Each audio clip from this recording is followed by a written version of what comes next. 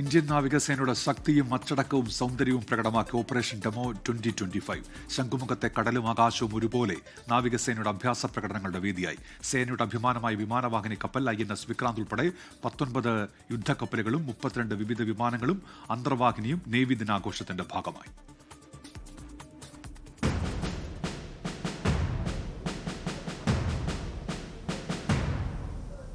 Indian നാവികസേനയുടെ അഭിമാനം INS വിക്രാന്തിൽ നിന്ന് പറന്നുയരുന്ന MiG-29K വിമാനം അഭിമാനം വാനോളമുയർത്തി.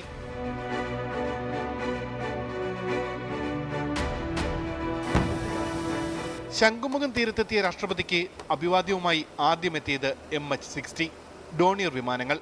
പിന്നാലെ INS Kolkata, INS Kamal, INS Udayagiri എന്നീ പടക്കപ്പലുകൾ രണ്ടു വശങ്ങളിൽ നിന്നെത്തി.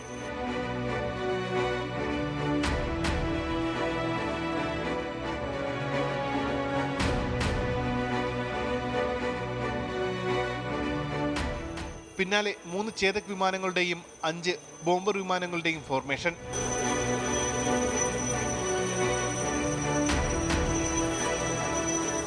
കടലിൽ ബന്ദിയായവരെ രക്ഷപ്പെടുത്തുന്ന കമാൻഡർ ഓപ്പറേഷൻ. INS വിപുലിന്റെയും INS വിദ്യുതിന്റെയും വരവ്. പടക്കപ്പലുകളിൽ നിന്ന് മിസൈൽ വർഷം.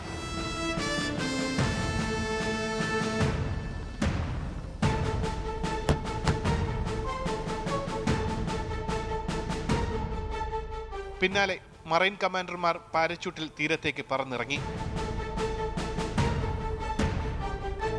പടക്കപ്പലുകളിലേക്ക് ഹെലികോപ്റ്ററുകൾ പറന്നിറങ്ങിയതും അപൂർവ കാഴ്ചയായി.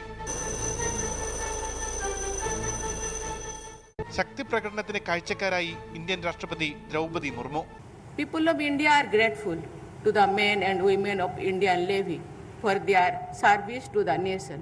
We are proud of each one of you. Governor Rajendra Arlekar, മുഖ്യമന്ത്രി പിണറായി വിജയൻ, കേന്ദ്ര സഹമന്ത്രി സുരേഷ് ഗോപി ഉൾപ്പെടെയുള്ളവരും OP ഡെമോയുടെ ഭാഗമായി. ഷൈജു ചൗധരിക്കൊപ്പം ഉമേഷ് ബാലകൃഷ്ണൻ, 24 തിരുവനന്തപുരം.